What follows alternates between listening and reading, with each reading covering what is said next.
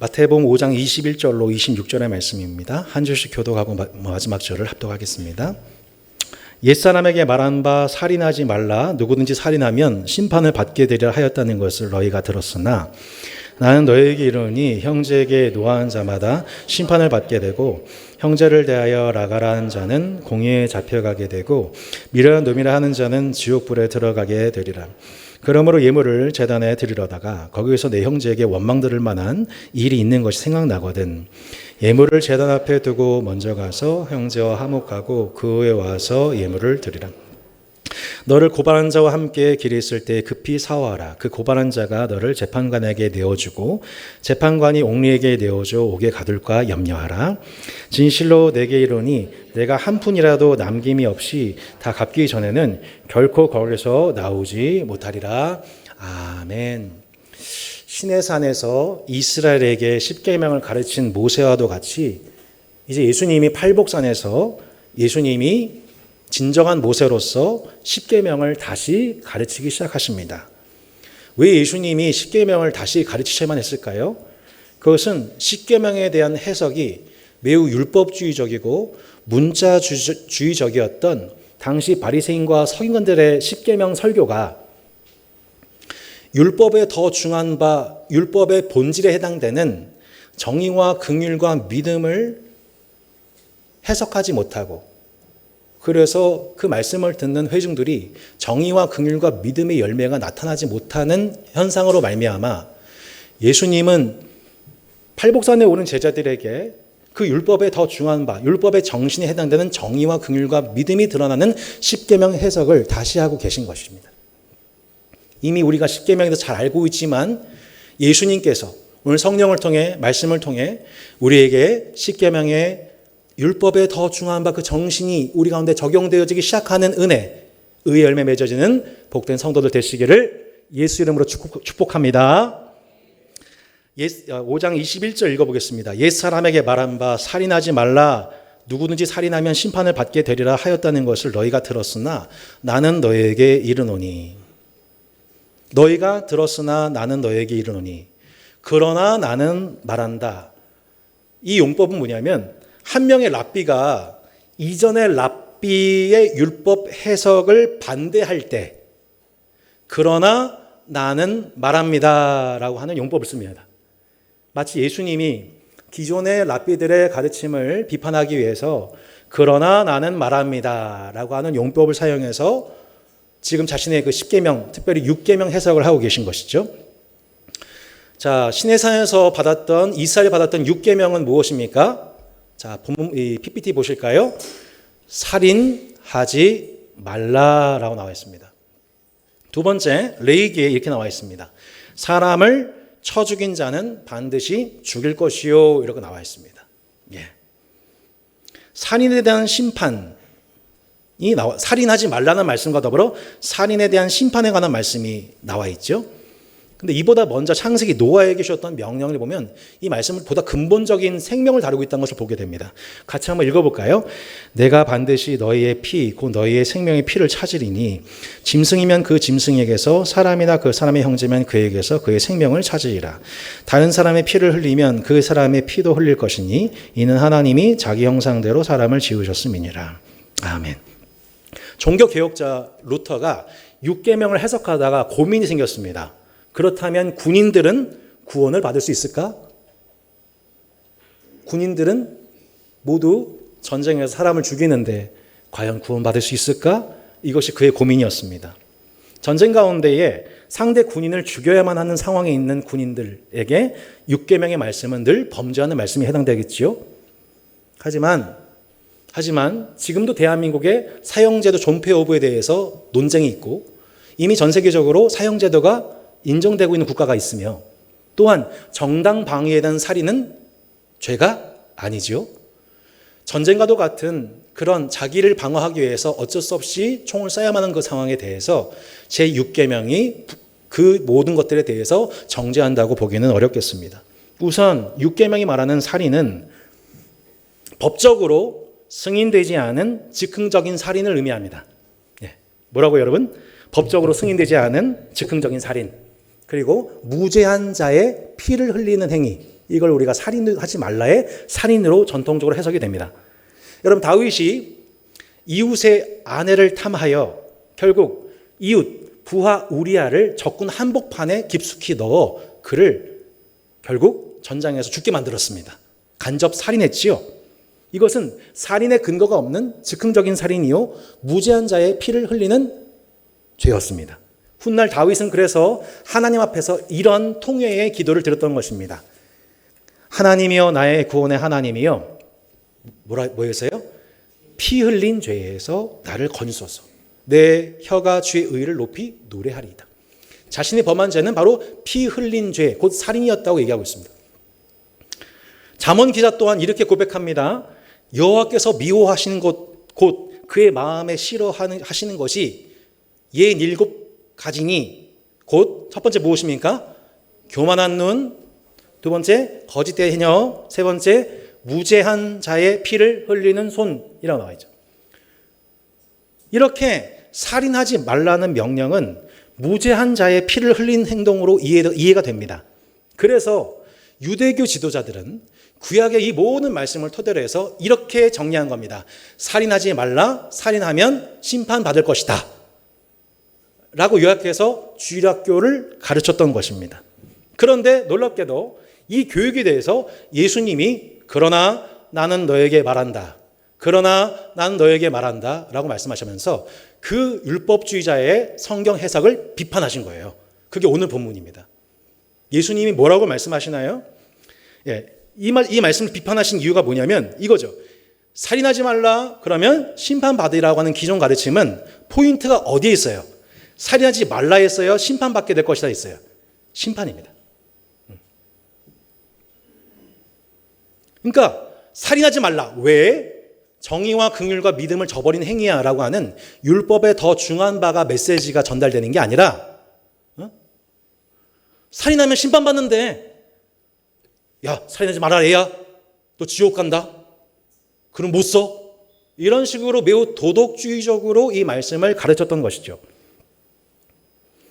율법주의적으로 그들을 가르치는 그 결과 율법의 더 중한 바, 살인해서는 안 된 이유, 정의와 긍휼과 믿음 때문이라는 것을 해석하지 못하고 단지 심판을 면하기 위해서는 살인해서는 안 되라고 하는 가르침에 국한되게 만든 것입니다. 이해가 되시나요? 이해가 잘 안 되시나요? 다시 설명드릴까요? 네, 다시 얘기했습니다. 제가 너무 설교를 못하나 봐요. 5장 21절 다시 한번 보세요. 옛사람에게 말한 바 살인하지 말라. 누구든지 살인하면 심판을 받게 되리라 하였다는 것을 너희가 들었으나. 이 말씀 딱 들었을 때 회중은 살인하면 심판받게 되니까 살인하면 안 되겠구나의 교훈을 받게 된다는 의미입니다. 그렇죠? 이해가 되시나요? 예, 감사합니다. 예수님은 이렇게 말씀하세요. 마태복음 6장 22절입니다. 같이 한번 읽어보겠습니다.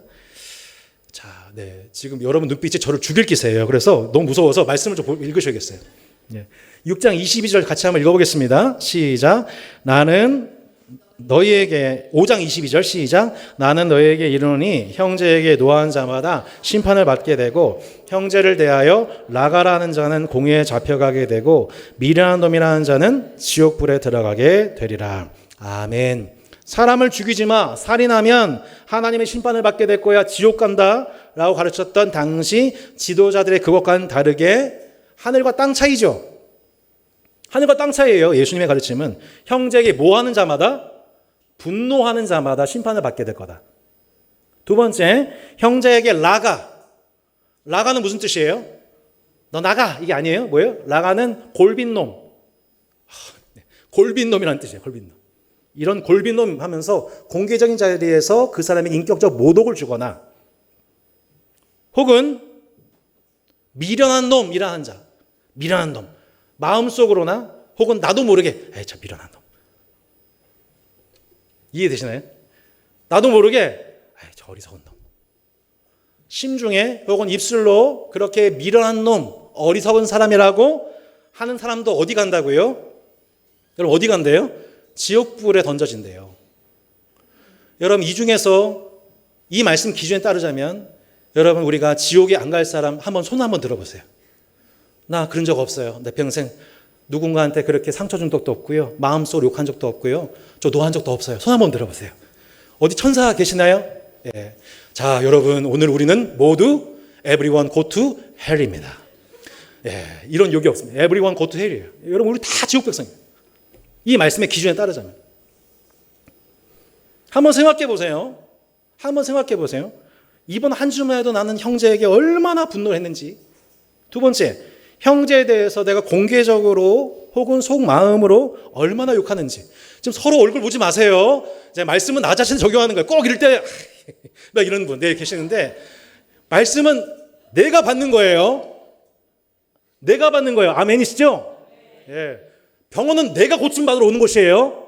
그죠? 옆에 사람 보지 마세요. 꼭 집에 가가지고 아이고 아까 역시 하나님이 신실하셔서 당신이 말씀하셨잖아. 이런 식으로 하지 마세요. 네. 네. 찔리신 분은 네. 이 모든 행위들은 하나님 앞에 심판당하고 지옥에 갈 죄목이라고 예수님 지적하시는 거예요. 그러니까 무슨 뜻이냐면 나는 살인하지 않아서 그래 심판받지 않아 라고 말하는 사람들. 근데 속으로 형제에 대해서 반복적으로 분노하고 있고 나가라고 공개적으로 모욕을 주고 있고 어리석은 놈이라고 심중에 나도 모르게 말하는 사람들. 근데 난 심판받지는 않을 거야 라고 말하는 사람들. 실제 살인하진 않았지만 그렇게 형제를 대하고 있는 사람들. 예수님은 지옥 백성이라고 말했잖아요. 지옥, 헬라어로 게헨나라고 하는 단어예요. 이 게헨나라는 단어가 구약에서는 흰놈 골짜기로 번역이 되었습니다. 흰놈 골짜기. 흰놈 골짜기는 뭐냐? 역사적으로 몰렉신에게 자녀를 바치던 우상숭배 장소였습니다. 근데 역사적으로 보면 이스라엘 공동체 내에서는 예루살렘의 쓰레기 하치장이 흰놈 골짜기였어요. 그래서 늘 그곳을 가면은 항상 쓰레기와 벌레들이 온종일 불타고 있는 장소예요. 그래서 이 마태복음 보면은 예수님이 회개하지 않은 위선자들이 들어가게 되는 곳이 바로 지옥이라고 말씀합니다. 위선자들이 가게 되는 심판. 한마디로 살인하지 말라의 살인은 단순히 살해하는 육체적인 살해를 넘어서, 자 여러분 잘 들으세요. 지금까지 조신 분 괜찮습니다. 지금부터 잘 들으시면 돼요. 육체적인 살해를 넘어서 형제의 존재적 살인을 막는 거예요. 자, 말이 좀 어렵죠? 육체적 살인을 넘어서 형제의 존재를 적대적으로 인식하는 우리의 모든 내 외면의 태도가 뭐냐면 살인이에요. 여러분 이해가 됐었어요? 그러니까 성경이 말하는 살인은 칼로 칠로 막 이렇게 막 타당타당 해서 다 죽여버리는 그런 게 아니라 뭐예요? 하나님의 형상인 사람을 향하여 형제에 대해서 적대적으로 인식하고 대하는 모든 내 외적인 태도가 이게 뭐예요? 살인이에요. 지금 아무도 동의를 안 하세요. 그럼 나보고 어떻게 하라고? 나 그럼 지옥 가라는 얘기야? 예. 난 뭐야 저 양반. 막 거기서 눈빛이 너무너무 안 좋을 줄 알았어요. 그래서 제가 몇 가지 증거를 대볼게요. 신명기 22장 25절로 26절 한번 읽어보세요. 자, 신명기 22장 같이 한번 읽어보겠습니다. 만일 남자가 어떤 약혼한 처녀를 들에서 만나서 강간하였으면 그 강간한 남자만 죽일 것이요 처녀에게는 아무것도 행하지 말 것은 처녀에게는 죽일 죄가 없습니다. 이 일은 사람이 일어나 그 이웃을 쳐 죽인 것과 같은 것이라. 자, 이 말씀 잊어버리지 마시고 항상 꼼꼼하게 이거 밑줄 그어 놓으시고 체크해 놓으셨다 다시 한번 보세요. 여러분 묻겠습니다. 강간이 큰 죄입니까? 살인이 큰 죄입니까? 네. 강간이 큰 죄다. 살인이 더 큰 죄다. 네. 지금 이렇게 우리가 좀 법학과가 없는 것 같아요. 네. 이렇게 대한민국 헌법상 뭔지 저도 확인 안 하고 왔어요. 네, 오해하지 마세요. 이게 뭐가 더 크다 작다 비교할 수 없지만 성경의 기준으로 보면 똑같이 뭐예요? 사형죄예요. 네. 남을 살해한 행위나 강간한 것이나 똑같이 뭐예요? 형은 사형이에요. 사람이 일어나 그 이웃을 쳐 죽인 사례나 성적으로 강간한 일이나 똑같이 죽을 죄라는 거예요. 왜 그럴까요? 강간은 단순한 물리적 성폭력이 아니라 인간의 존엄성, 삶의 가능성을 빼앗는 일종의 살인이라는 거예요. 살인. 이해가 되시나요? 그의 생명, 그의 삶 자체의 가능성을 완전히 무너뜨릴 수 있는 다는 점에서 이건 살인이네, 살인. 그래서 그 사람 쳐 죽이라 구약의 율법은 말씀하고 있는 거예요. 네. 여러분, 나봇의 포도원 사건 기억하시나요? 이스라엘 역대 제일 악한 왕이 아합 왕이었어요. 아합 왕이 나봇의 포도원을 보니까 너무 탐이 나는 거예요. 그 탐내는 모습을 옆에 있는 이세벨 아내가 여왕이 봤어요. 왕비가 봤어요. 어떻게 했어요? 나봇이 아합 왕을 저주했다고 하는 거짓 뉴스를 퍼뜨려요. 그리고 결국에는 나봇을, 무죄한 자인 나봇을 피 흘리게 합니다. 그를 죽여요. 심판합니다. 결국 제대로 어떻게 돼요? 나봇의 포도원은 누구의 것이 돼요? 아합 왕의 것이 돼요. 여러분, 그러면 나봇은 누가 죽인 거예요? 아합의 탐욕이 그를 죽인 거예요. 그러니까 한마디로 내가 내 이웃의 아내나 소유를 탐욕하는 건 뭐예요? 살인인 거예요, 살인. 그건 살인이에요. 지금 대한민국에 얼마나 많은 이 부동산 문제로 뭐 900채, 600채 무자본 갭 투자로 이웃에 대한 그 탐욕으로 말미암아, 땅에 대한 탐욕으로 말미암아 얼마나 많은 사람들을, 나봇들을 억울하게 죽이고 있습니까? 이건 살인죄예요, 살인죄. 그러니까 살인이라고 하는 것은 단순한 육체적 상해가 아니라 정신적인, 영적인, 관계적인, 도덕적인, 물리적인, 총체적인 이웃에게 피를 끼치는 행위가 뭐예요? 살인인 거예요, 살인. 그 살인한 자 어떻게 하라는 거예요? 이웃을 쳐 죽인 자와도 같다. 그도 쳐 죽이라. 이게 구약의 율법인 거예요.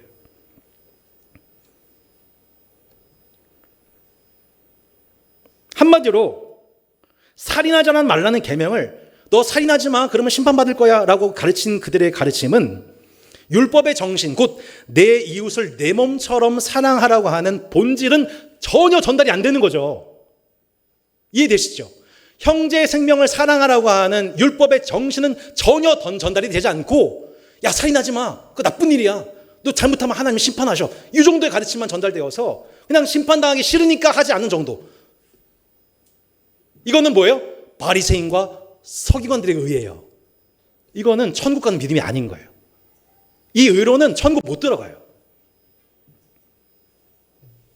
그래서 예수님이 뭐라고 말씀하신 거예요? 나는 너에게 말한다. 그러나 나는 너에게 말한다. 형제의 존재를 살인하는 너희들의 모든 거짓과 탐심과 음란은 살인이다. 실제 살해하지 않았어도 마음속으로 이웃의 소유를, 이웃의 존재를 갉아먹고 생명을 죽이려 하는 너희 마음속의 탐심과 음란과 거짓은 바로 살인의 씨앗이다. 이것을 회개하지 않는 것, 이것을 명령을 불순종하는 것은 지옥불에 들어갈 심판이다라고 말씀하고 계신 거예요.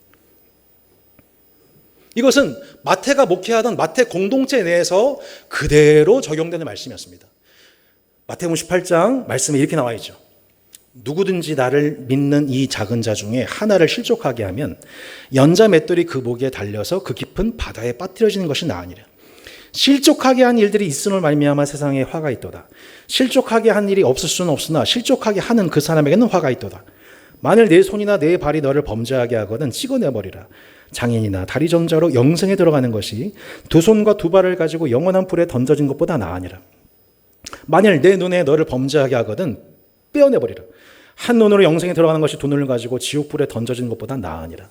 삼가 이 작은 자 중에 하나도 업신여기지 말라. 너에게 말하노니 그들의 천사들이 하늘에서 하늘에 계신 내 아버지의 얼굴을 항상 배움나니라.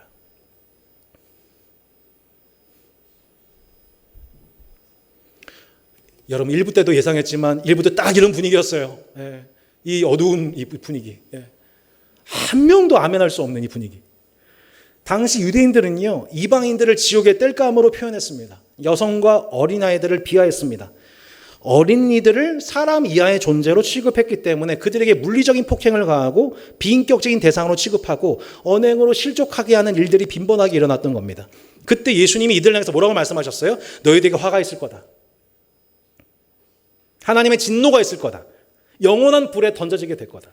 차라리 지금 연자 맷돌이 그 목에 달려서 깊은 바다에 빠뜨려지는 것이 구원받는 것이 훨씬 족하다. 더 유익하다. 이렇게 말씀하셨습니다. 그러니까 바리새인들의 가르침에 따르자면 나는 지금껏 살인한 적도 없고 나는 무슨 연쇄 살인범이 되어서 교도소에 들어간 사형서들과 같은 사람도 아니고 나는 의로운 사람이라고 생각한다면 율법주의자였던 바리새인들의 해석과 크게 다르지가 않은 거예요. 나는 살인하지 않았고 간음하지 않았으니 하나님께 심판받지 않을 거야 라고 생각하면서 실제로는 형제를 외모로 판단하고 형제를 차별하고 예수님 믿는 작은 자들을 실족하게 하고 있다면 그것은 누군가의 인생과 살아갈 가능성을 망가뜨리는 존재적 살인을 범하고 있는 죄인이라는 겁니다. 존재적 살인. 자, 이 단어를 기억해 주세요. 존재적 살인. 그 존재적 살인이 문화화되고 구조화되고 그것을 죄를 지적하지 않게 되면 존재적 살인이 계속 내 신자의 내면서 일어나고 있는데 교회에서 그 죄를 지적하지 않고 회개하지 않으면 어떻게 될까요? 교회 공동체는 살인 집단이 되는 겁니다. 실제 살인하지 않았을 뿐이지 마음속에는 서로를 향한 죽이고자 하는, 비판하고자 하는, 살해하고자 하는 의도 속에 서로를 바라보고 있는 집단이 되어버리는 거죠. 거의 반사회적 집단이 되는 겁니다. 반윤리적 집단이 되는 것입니다. 놀랍게도 사도 요한이 초대교회가 부흥하고 사람 수가 많아졌던 그 시절에 이 교회의 본질이 점점 망각해져가는 어떤 시점에 바로 그 얘기를 한 거예요. 교회가 이상한 집단이 되어버리고 있다는 것. 요한일서 말씀 보세요. 자, 중요한 말씀입니다. 죄를 짓는 자는 마귀에게 속하나니 마귀는 처음부터 범죄함이라. 하나님의 아들이 나타나신 것은 마귀의 일을 멸하려 하심이라. 하나님께로부터 난 자마다 죄를 짓지 아니하나니 이는 하나님의 씨가 그의 속에 거함이요 그로 범죄하지 못하는 것은 하나님께로부터 났습니다. 이러므로 하나님의 자녀들과 마귀의 자녀들이 그러하느니 무릇 의를 행하지 아니한 자나 또는 그 형제를 사랑하지 아니한 자는 하나님께 속하지 아니하니라.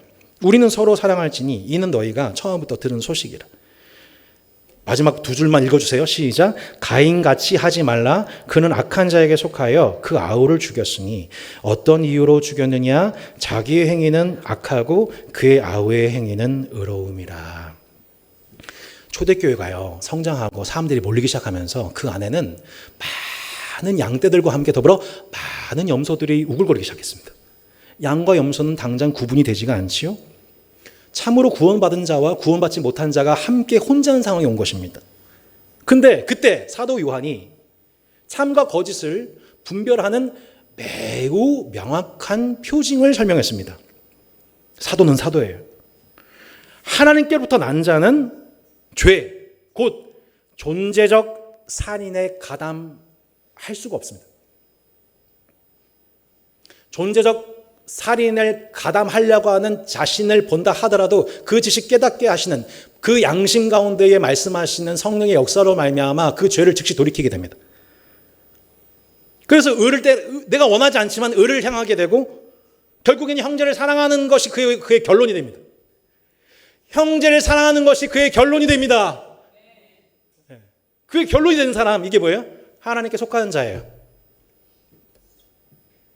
그런데 마귀의 자녀들은 달라요. 존재적 살인에 적극 가담을 해요. 의를 따르질 못해요.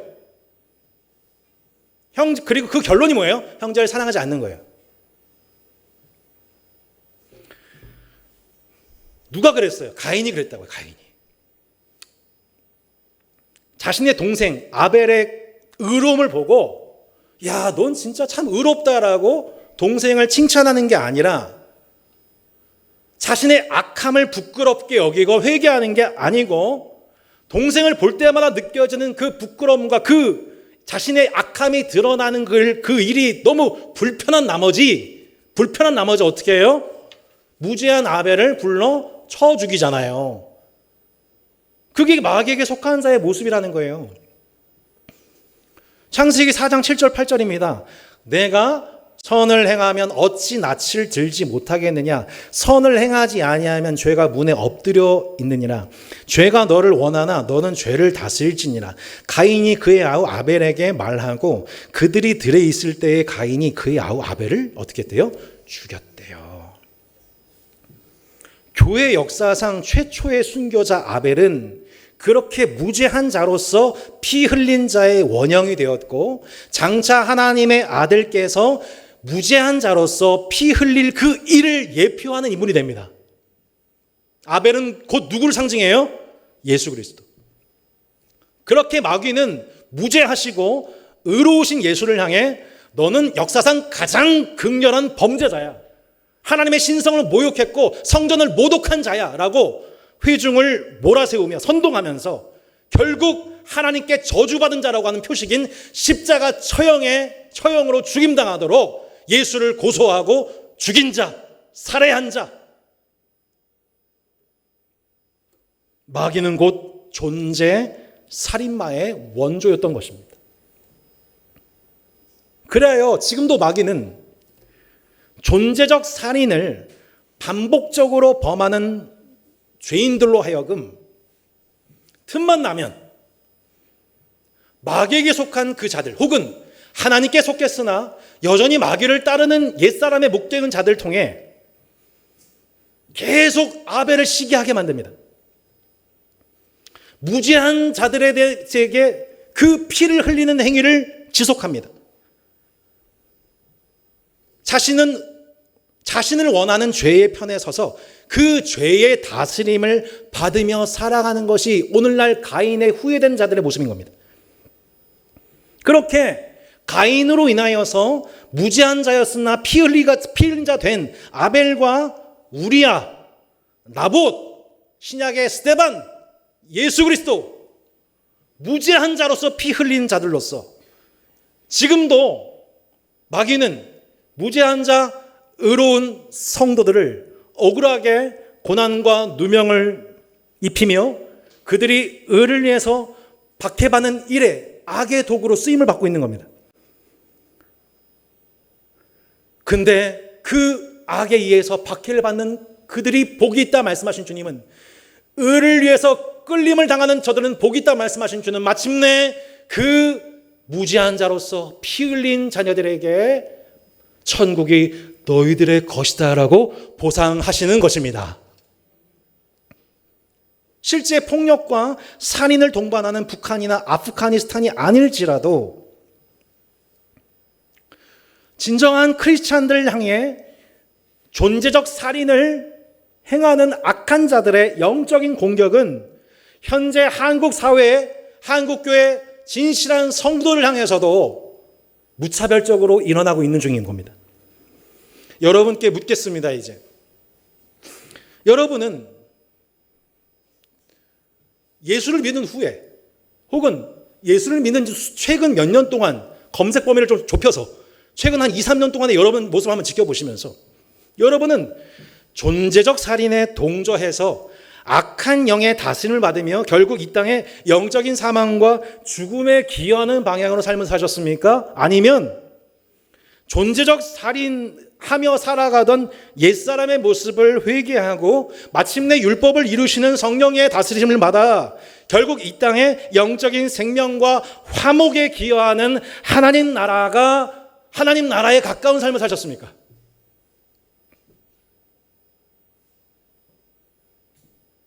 내 옆에 있는 형제 자매를 바라보면서 여러분이 드는 감정이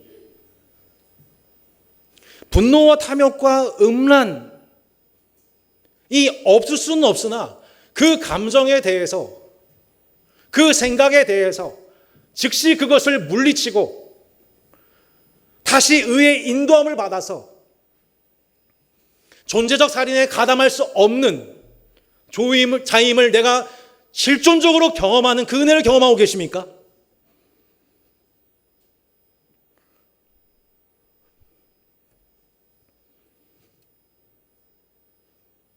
그 마귀의 유혹에 따라서 형제에게 쉽게 분노하고 모욕적으로 언행하고 또 무심결에 나도 모르게 입술을 내뱉고 있는 일이 반복되고 있다면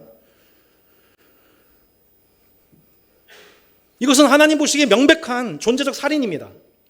공회에 잡혀서 심판을 받으며 지옥에 들어갈 죄를 범한 것입니다. 아무리 그 몸이 예배당에 있어도 우리의 몸과 마음이 형제의 생명과 존재를 사랑하지 않고 존재적 살인을 거듭하다가 이 자리에 왔다면 하나님은 단연코 가인과 그 예배를 받지 않으셨던 것처럼 그 사랑과 그 예배를 받지 않으신다는 거예요. 여러분 동의하십니까? 하나님은 아벨과 그 제사를 받으시고 가인과 그 제사를 거절하신 하나님이십니다. 오해하지 말 것은 성경은 형제에게 분노하지 말라, 곧 분노 자체를 정죄하는 것이 아닙니다. 에베소서 말씀에 이렇게 나와 있습니다. 자, 같이 한번 읽어볼까요? 네. 읽어보겠습니다. 시작. 분을 내어도 죄를 짓지 말며 해가 지도록 분을 품지 말고 마귀에게 틈을 주지 말라.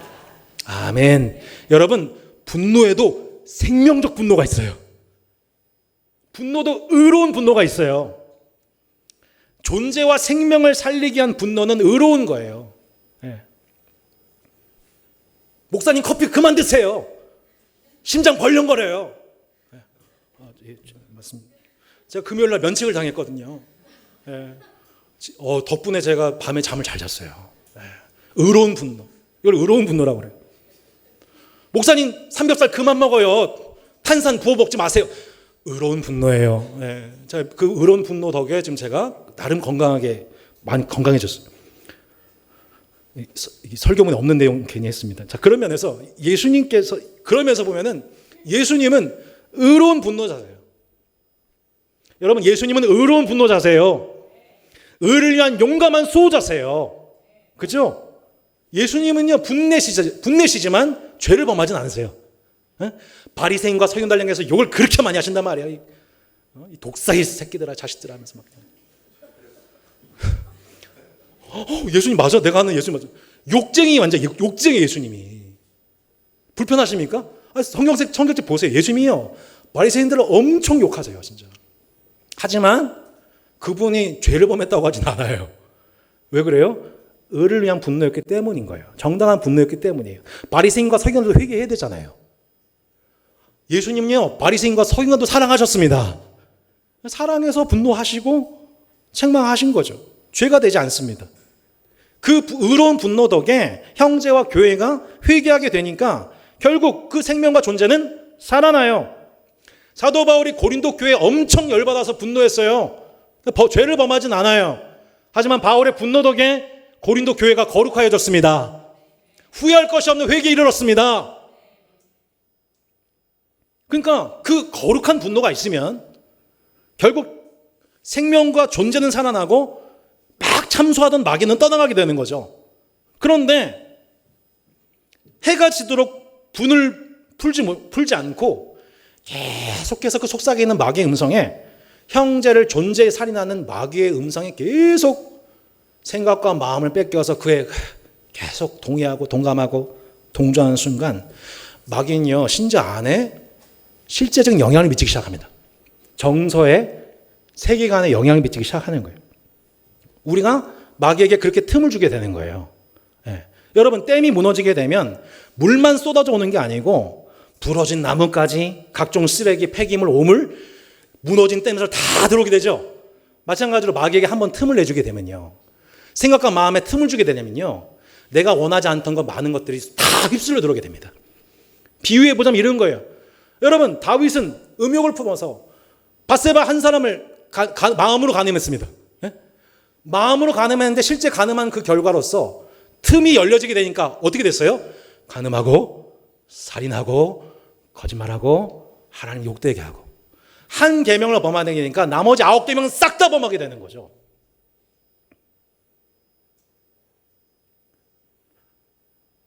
형제 한 사람과의 관계가 그렇게 소중한 거예요. 내가 사랑할 만한 사람 99명 아무리 뜨겁게 사랑해도 한 사람을 미워하면, 한 사람을 향한 사랑에 거하지 아니하면 어떻게 되는 거예요? 마귀에게 틈을 주게 되는 거예요. 내가 원하지 않는 길로 나아가게 되는 거죠. 존재적 살인에 동참하면서 죄의 다스림을 받기 시작한 신자가 되면은 온갖 부정한 것들로 채워지게 되는 그 틈을 합법적으로 열어주게 된다는 거예요.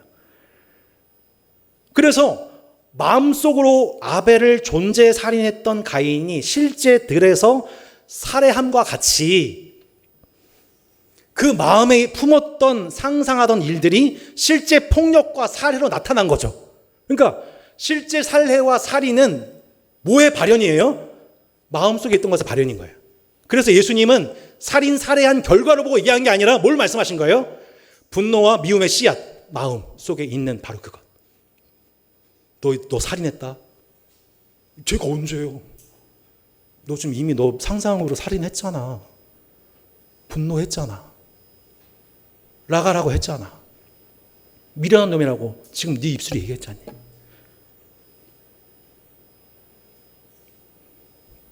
많은 분들이 말씀하십니다.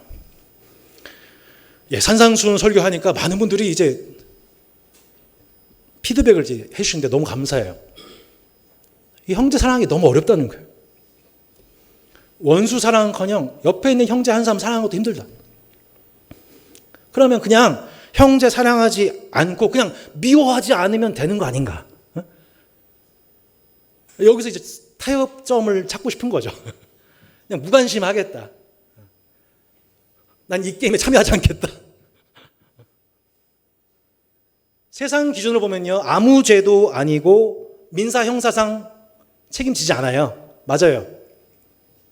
근데요, 성경은 그렇게 얘기하지 않습니다. 야고보서 4장 17절입니다. 이러므로 사람이 선을 행할 줄 알고도 행치 아니하면 죄니라. 이러므로 사람이 선을 행할 줄 알고도 행치 아니하면 죄니라. 의를 행할 수 있고 형제를 사랑할 수 있고 기도할 수 있지만 행하지 않는 것은 성경에서 악하고 게으르다고 합니다. 구원 받았을지 모르지만 천국에서 책망받는 믿음입니다. 여러분 천국에서 칭찬받고 싶으십니까? 책망받고 싶으십니까? 천국에서 큰 자가 되기 원하십니까? 지극히 작은 자로 입성하기 원하십니까? 마귀의 자녀에서 하나님의 자녀가 되었으나 여전히 마귀의 자녀처럼 행하는 것이죠. 바울이 예수 믿고 구원받았다고 하는 복음을 강조하니까 사람들이, 초대교회 성도들이 우린 구원받았어. 구원받았대. 영적인 자만을 하기 시작합니다. 그 모습을 본 사도 요한이 보완한 서신이 요한 서신이에요. 사도 바울이 초대교회에 복음을 전했다가 개척했다가 예수 믿고 구원받았다는 복음에 대해서 착각하기 시작한 사람들이 늘어나게 되니까 그때 뒤늦게 나타난 베드로, 야고보, 요한이 급수습하기 시작하는 거예요. 그게 일반 서신이에요. 지금 한국 교회는 그 일반 서신 열심히 봐야 돼요. 사도 요한이 뭐라고 정리했냐면, 그래, 너희들 구원받다 치자. 근데 너희들이 구원받았는지 안 받았는지 알 수 있는 비결은 딱 하나야. 너희들이 생명을 사랑하고 있으면, 형제를 사랑하고 있으면 그 사람은 빛 가운데 있는 거고, 형제를 사랑하지 않고 죽음에 참여하고 있다면 그들은 어둠 가운데 있는 거야. 빛과 어둠, 생명과 죽음. 사도 바울이 가르쳤던 구원에 대해서 말씀을 이해하지 못한 이들에게 사도 요한은 다시 비유로 설명해야 했던 거예요.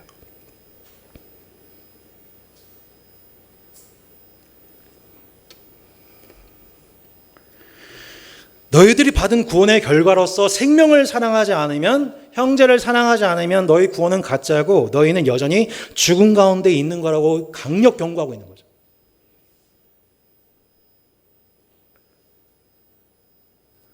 그러므로 예물을 제단에 드리려다가 거기서 내 형제에게 원망 들을 만한 일이 있는 거 생각나거든. 예물을 제단 앞에 두고 와서 형제와 화목하고 그 후에 와서 예물을 드리라.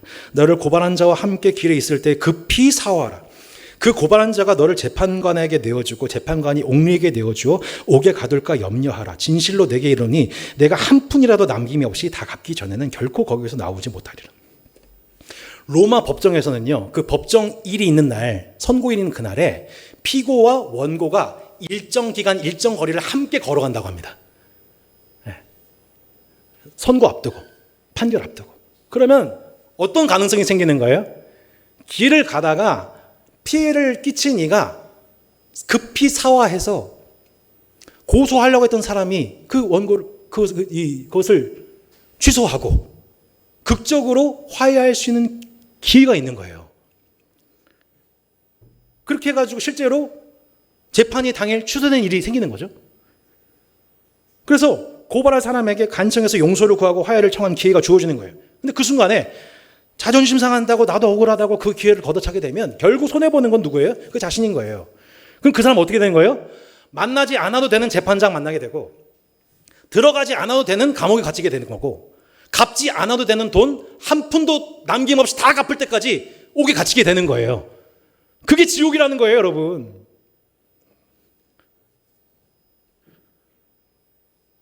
그렇게 형제에게 존재적 살인을 행한 사람, 형제를 생각하면서 반복적으로 분노하고 그 존재에 대해서 분노하고 공개적으로 그를 모욕하고 무심결에 비웃는 말하던 그 사람에게 놀랍게도 오늘 복음은 뭘 주세요?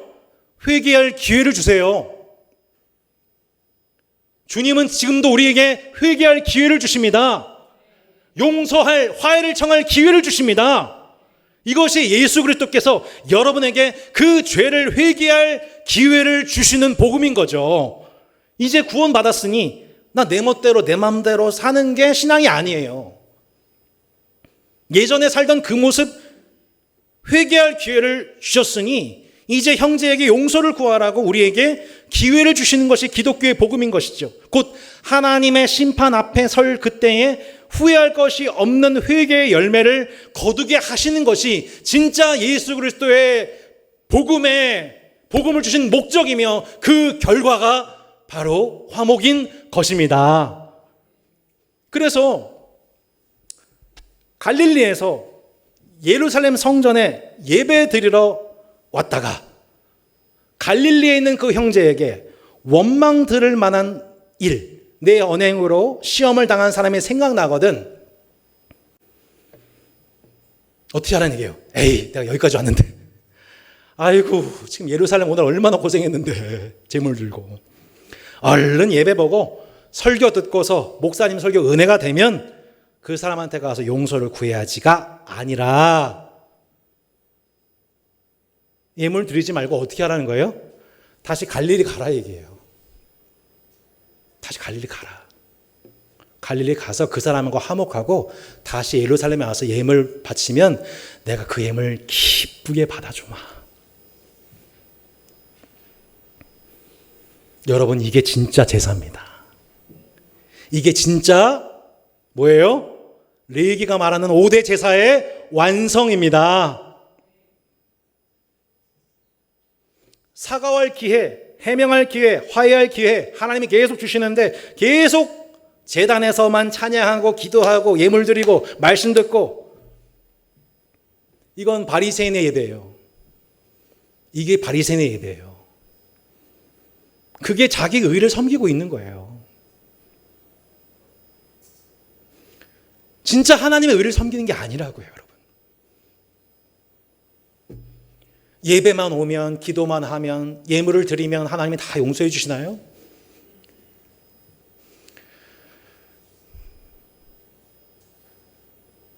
그게 율법주의가 한국교회를 망친 설교와 신앙의 행태인 겁니다.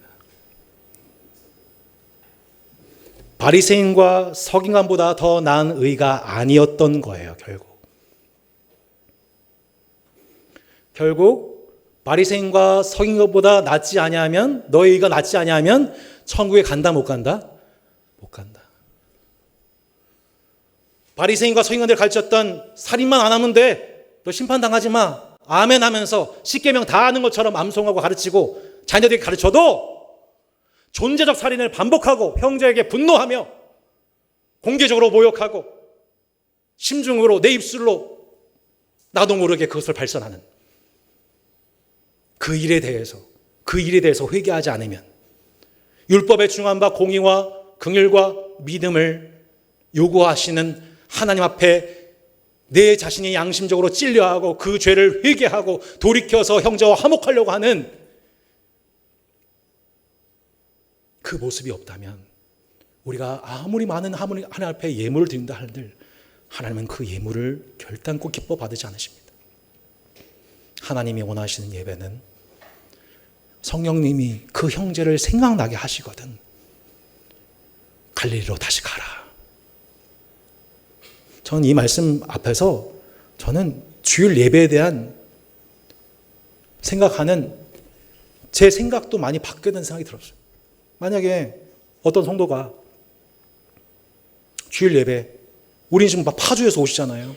홍은동에서 오시고, 진접에서도 오시고, 곳곳에 다 오신단 말이에요. 오시다가 만약에 성령님의 생각나게 하신 사람이 있어서 그 사람과 화해하러 과일 사들고 점심 식사 약속하고, 목사님 저 그래서 오늘 예배 못 가요 하면, 예전에는 그랬을 것 같아요. 저녁에 잡으시지, 주일 예배 드리고 가시지, 뭐 그런 생각 솔직히 했거든요. 근데 만약에 여러분 오늘 말씀 따라 여러분 성령님이 정말 그렇게 여러분 마음 주시거든, 여러분 이 말씀에 순종하여 하나님 앞에 영광 돌리는 여러분 진짜 예배자 되시면 좋겠습니다. 다음 주 여기에 한 명도 없어도 됩니다. 전국 다 퍼져가지고 그냥 괜찮아요. 뭐 괜찮지는 않겠죠. 마음이 막 벌써 무너지지만 그 말씀에 순종하기 위해서 막 전국이 다 퍼져서 화목을 실천하고 가신다. 저 여기서 혼자서 찬양하고 막 춤추고 진짜 예배가 회복됐다고, 진짜 하나님의 의가 이곳에 나타났다고, 진짜 하나님의 의를 행하는 존재들이 이곳에 나타났다고 하나님 앞에 영광 돌리며 찬송하며 기뻐하고 있겠습니다. 혹시 제가 주일날 설교 못하거든요. 지금 누구랑 화해하러 갔구나. 네, 이왕이면 주일날 10시 40분이 아니라 그 전날까지 미리 실천할 수 있도록.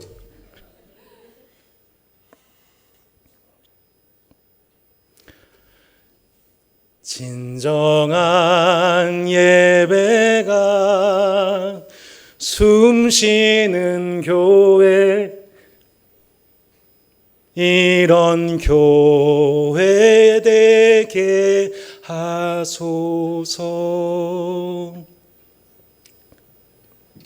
보통 담임 목사 이렇게 찬양하면은 성도분들이 아멘하고 이렇게 설교가 끝나는데, 이제 설교 거의 끝나가세요. 진정한 예배가 숨쉬는 교회, 이런 교회 되게 하소서. 한 번 더 고백합니다. 진정한 예배가, 진정한 예배가 숨쉬는 교회, 이런 교회 되게 하소서. 반주 주시고요. 마지막으로 제가 마지막 이 말씀만 전하고 이제 설교 마무리합니다. 마지막으로 말하노니 너희가 다 마음을 같이하여 동정하며 형제를 사랑하며 불쌍히 여기며 겸손하며 악을 악으로 욕을 욕으로 갚지 말고 도리어 복을 빌라. 이를 위하여 너희가 부르심을 받았으니 이는 복을 이어받게 하려 하심이라.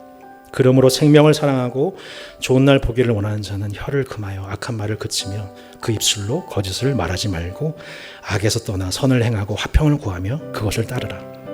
주의 눈은 의인을 향하시고 그의 귀는 의인의 간구에 귀를 기울이시되 주의 얼굴은 악행하는 자들을 대하시느니라 하였느니라. 사랑하는 따스한 교회 모든 지체 한 사람 예전에 우리가 행했던 그대로 아무도 존재적 살인을 거듭하지 않기를 바랍니다. 우리 마음속에 있는 모든 분노와 살인에 씨앗된 우리 마음속의 분노를 하나님께 맡길 수 있기를 바랍니다.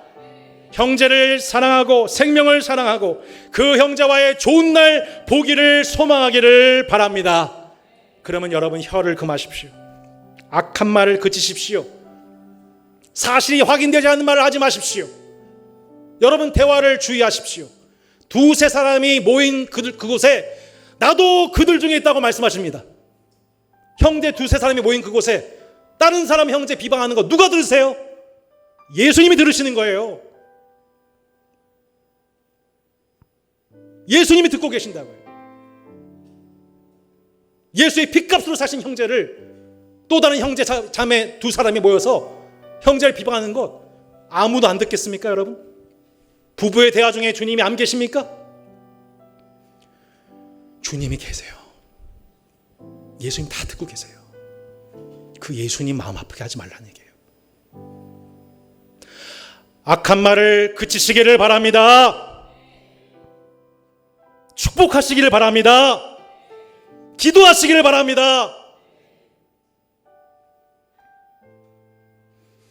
우리 속에 존재적 살인의 행동들이 중단되고 진정한 화목의 예배가 회복되는 교회가 되게 하여 주옵소서. 예수님 우리에게 십계명을 다시 알게 하여 주옵소서. 오늘 함께 말씀을 생각하면서 좀 기도하는 시간을 가지면 좋겠습니다.